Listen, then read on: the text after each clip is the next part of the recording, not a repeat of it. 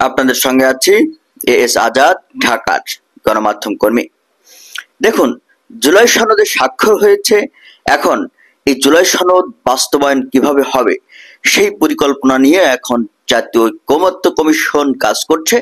এখন এই বাস্তবায়নটা, জুলাই সনদ বাস্তবায়নের ভিত্তিটা কিভাবে হতে পারে তা নিয়ে আলাপ আলোচনা চলছে।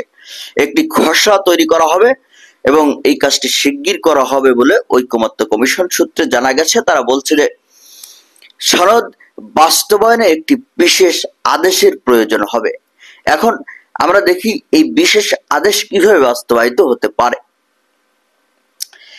ঐকমত্য কমিশন জানাচ্ছে যে একটি বিশেষ আদেশ জারি করে তার ভিত্তিতে গণভোট এবং আগামী জাতীয় সংসদকে দ্বৈত ভূমিকা অর্থাৎ সংবিধান সংস্কার পরিষদ এবং জাতীয় সংসদ এই দ্বৈত ভূমিকা পালনের ক্ষমতা দেওয়ার মাধ্যমে সনদ বাস্তবায়নের সুপারিশ করার পথে এগোচ্ছে কমিশন।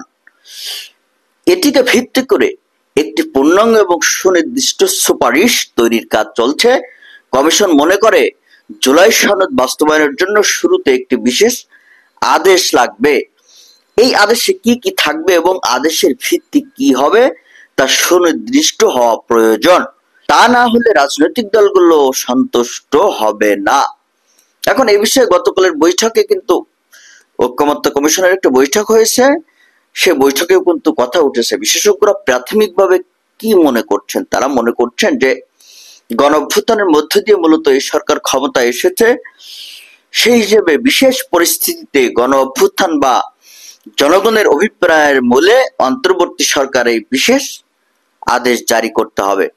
অর্থাৎ জনগণের অভিপ্রায়ের মূলে হলো এই অন্তর্বর্তী সরকার এই আদেশ জারি করতে হবে। তারা সেই চিন্তা করছেন। সেটা আদেশের পটভূমিতে উল্লেখ করা যেতে পারে। আদেশের মধ্যে কি কি বিষয় থাকবে এবং তার আইনি ভাষা কি হবে তা এখনো ঠিক হয়নি। এগুলো নিয়ে বিশেষজ্ঞরা আরো কাজ করছেন। এখন এই যে বিশেষ আদেশটা হবে জুলাই সনদ বাস্তবায়নের জন্য, বিশেষ আদেশ যে হবে, এই আদেশের ভিত্তিটা আসলে কি হবে?